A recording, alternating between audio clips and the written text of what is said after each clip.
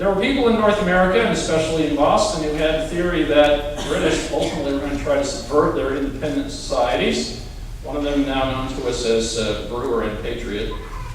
But this fellow Sam Adams was actually, in the 1760s, a fanatical Puritan who had long believed that ultimately the kings of England would want to subvert Puritanism in Massachusetts, where that was the state church, and reduce those people back to that misbegotten entity known as Anglicanism or Episcopalianism.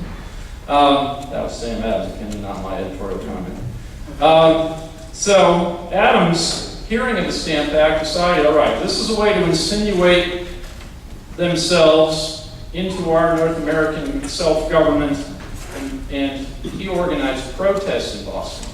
And so you end up with three levels of protest to the Stamp Act. One level is the most basic level. If you lived in Boston, Sam Adams shows up at your door of your business, which may be in the bottom floor of your house, if you're a cobbler or a wheelwright or a cooper or something. And he shows up there with these couple of stevedores, and they hand you a long list of signatures and say, how about if you agree with us that you won't buy or sell anything British, and you won't have any business with anybody who's buying or selling anything British. And by the way, if you don't like the idea, my friends here want to talk to you about that. And ultimately, every significant businessman in Boston signed on. So they also circulated such an association in Tidewater, Virginia, that is coastal Virginia. A second level of protests were at the colonial legislative level. So several legislatures, including most notably Virginia's, Virginia was the biggest colony, the most populous, wealthiest, issued sets of formal objections to the Stamp Act. And they based these on constitutional claims. Most notable, again, was the example of Virginia, in which a fellow who was in his very first week in the Burgesses, which was a hidebound body where you're supposed to wait years before you ever propose a bill. This kid's in his first week, and he comes up with a set of resolutions. He says, the kings of England have always promised that we here in Virginia would have all the rights of Englishmen. They said that in our charters in the 17th century. They said that in every governor's commission in the 17th and 18th centuries. We've always insisted on it, and yet this violates that principle.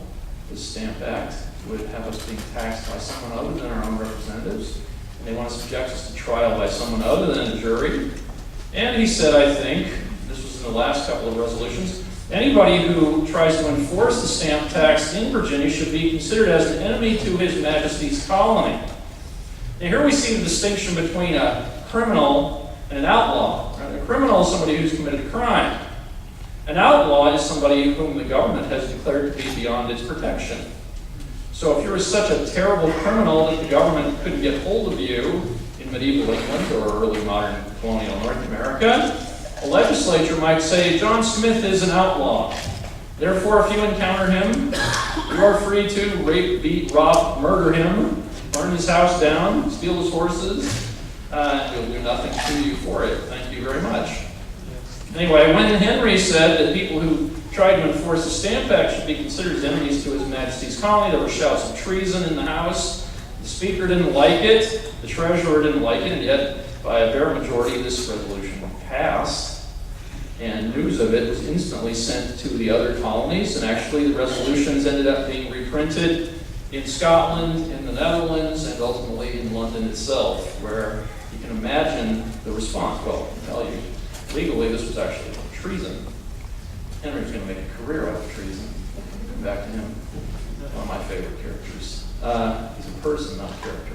That's how I think of him. So we have that kind of protest. Now, the interesting thing is the next day, as people were wont to do in the Virginia General Assembly in the 18th century, Henry, a tobacco farmer, and this is the summer, goes home to harvest his crop, and the Speaker calls a new vote on his resolutions. They voted then not to have those last two be formally in the record of the House of Burgesses, the ones about being enemies to His Majesty's colony. But by then it didn't matter, it was too late. Word of this had already reached England. It didn't matter that Virginia actually rescinded that resolution. A third level of protest or resistance to the Stamp Act was that Massachusetts called for a meeting of a Stamp Act Congress. Now notice this word Congress. Nowadays, when we hear the word Congress, we think of a national legislature. In Britain, they call it a parliament. In America, we call it a Congress. But it's not really what the word Congress means. Historically, in Europe, a Congress was a meeting place for ambassadors of sovereigns. So there have been famous congresses in European history, most notably one that ended in 1648, and then one that ended in 1815. The Congress of Vienna that decided how to redraw the map of Europe after Napoleon. What's the point? The point is, in calling this meeting a Congress, Massachusetts was saying something about its own status and the other colonies' status in the world system, right? Not that they were provinces of the British Empire, but that the colonies had some kind of sovereign authority themselves. That is, they had ultimate authority each for itself. So already the American colonists were insisting on this at the first point where they had a conflict with the British over the question how much authority Britain had in North American colonies. Well, maybe there was a lot of highfalutin talk about the Constitution, but what really counted in Britain were the taxes, recall. That's what all this talk had been about. And so it wasn't the Stamp Act Congress's resolutions against the Stamp Act. It wasn't the colonial resolutions, including Henry's treasonous statements. It was the boycott that really affected people in Britain. In fact, one writer in England at the time said that over 50,000 men had been thrown out of work by the boycott. And since only 1/10 of Englishmen could vote, that meant that the wealthy people who dominated the House of Commons elections were the ones who were being most affected by protest, boycott. And so Parliament repealed the Stamp Act one day in the summer of 1766. But there was a problem here. If you were the majority Parliament, again, you're going to see that this actually is all entirely relevant to the U.S. Constitution. I promise. So they have this problem in Britain. If in the House of Commons you wanted to repeal the Stamp Act, it was going to be hard to do because in America, of course, we have a written Constitution. If you want to go see the U.S. Constitution, the one that Gouverneur Morris wrote, right, in his handwriting, the one that George Washington signed, you can go to the National Archives in Washington and see that very piece of paper. First thing you'll notice is that the ink is now all almost invisible. But in Britain, if you want to go see the Constitution, you can't, because it's not written. It's just, the word Constitution just applies to various agreements, arrangements, precedents, habits that they have about how their government will work.